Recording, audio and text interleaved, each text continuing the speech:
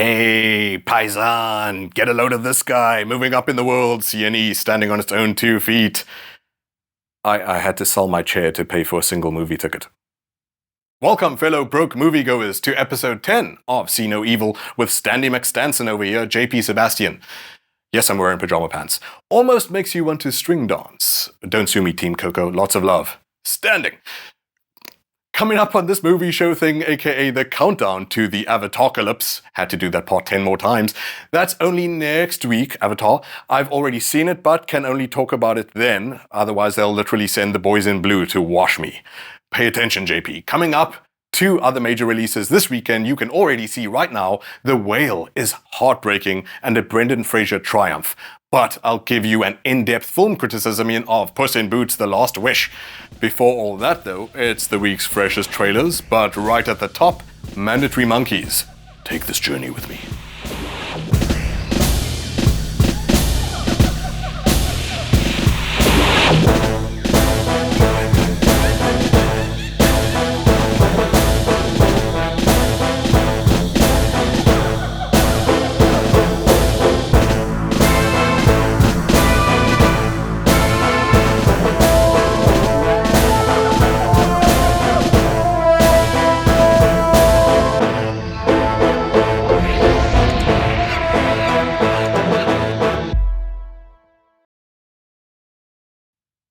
Ew, who's that guy? Yowza. The trailer haul this week is large, so most of these movies to Monk-eep an eye out for, you've probably already been monitoring diligently, no doubt. But I'll add my voice to the hype machine and maybe cast your eyes to others that dodged your radar. First, big and obvious, Indiana Jones and the Lost World to Live. I mean, the Dial of Destiny. Hey, I bear Harrison Ford no ill will, I'm just alluding to how aloof about his own movies man can be. But maybe I get that. Maybe an actor is also just allowed to be a technician rather than a zealous believer. Anyway, expect some trickery since at 80 years old, he can probably kick his feet up and leave it to the CG geeks. And though it's all under wraps, probably the next artifact has to do with time travel, since there are predictable turns to de-aging technology throughout. Keen for anything Mads Mikkelsen, that's me, and my love for Antonio Banderas will be made apparent in my criticism later. Indiana Jones and the Dial of Destiny's due June. What fills me with promise about the Return to Seoul trailer is it plays hard to get with its genre. Sure, it's got the adornments of that going back home feel, but against tense music like she's home for revenge. And maybe a French lady's in Korea to find her biological parents and looks like she wants answers. Actress Park Ji-min seems great, and stone cold gives off no signal. With a dragon tattoo sorta edge, and only missing the grody Ryan Gosling silk scorpion jacket to complete the look. This ain't your mama's Minari, or father's The Farewell. Both lovely movies, please do watch them. Return to Seoul looks poised to buck conceptions of foreign in Hollywood, starting December in some countries, staggered through next year. I think until March. Yeah, sadly turns out marmalade was just Paddington's gateway drug. Cocaine Bear looks like exactly what we deserve. For once, I back the bored internet crowd in their drive to meme this movie into highest grossing of all time. It's a literal mission. Avatar, dead in the water. Endgame, left in the snap dust. Cocaine Bear, white dust. Triple platinum. We need to hand this movie as much as would have saved all of us from the next pandemic. I don't know why, this trailer's made me dumb like that. And what could you possibly want to know? A bear eats cocaine, goes God mode, wreaks havoc, true story. It's an actually talented cast, and thankfully looks like it commits to its stupidity. I'm ready to.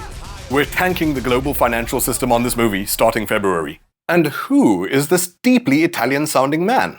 Oh, it's just a Mario voice actor, Chris Pratt. That was terrible and still better. Surprisingly, the Guardians 3 trailer has little humor, except for my darling Drax. And just mad amounts of aggressive crying. Likely mostly over Rocket hauntingly making suicidal overtures. Please don't kill the little dude, guys. He's honestly the most human element of most Marvel movies, and I love him. Isn't it enough that you already tanked Yondu, who tried turning Rocket from the same dark path? At least it seems to shed light on his origin story, which could be good. Also, it's not often superhero movie trailers can get away without a big unveil of the next big bad guy. But this trailer? barely cares for these golden girls, splashed here and there, and focuses mostly on its strength, the chemistry and love of its DIY weirdo family. Good on them. I'm on it like a trash panda on trash come May 2023. Another awkward DIY family on a road trip, Broker, looks sure to punch me directly in the chest until I cry. A woman gives up her baby to some black market adoption hustlers who all seem to be duping themselves over the nobility of their cause. The ingenious Song Kang-ho plays similar about his family's hustle in the masterpiece Parasite, and cares too for downtrodden, imperfect families in The Host. And once again, a broke pariah who wants to be good, but nearing his limit of societal rejection. They're all orphans in a way, but hope rears its head, and these strangers trying to seal the deal, including the reluctant mom, start to feel like they could just make it work as a family and forget all the adoption stuff and all their hurt. If you bawled for Tokyo Godfathers, and I know you did, or more obviously Koreeda's previous masterpiece Shoplifters, we're staying sharp for Broker in some countries already, others only around February. And I've been prompted to really probe the deep questions of life thanks to Transformers: Rise of the Beasts. Dearest wondrous gorilla, how are you disguised exactly?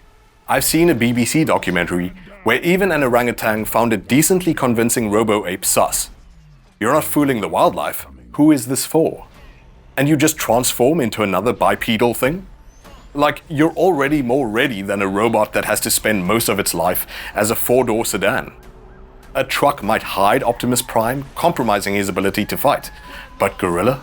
You're able to snap spines hidden and snap spines fully transformed, 24 hours a day. Why not just remain an extraordinarily powerful gorilla? True to the franchise aesthetic, they've stayed an eyesore, the Transformers, like someone chucked a blender into a meat grinder, then slam dunked that into a trash compactor on a flaming cargo plane. Also, why do some Transformers just wait around in parking lots for us to get into them? Are the robots perverts? All those questions and more might be revealed when Transformers: Rise of the Beasts rides, June 2023.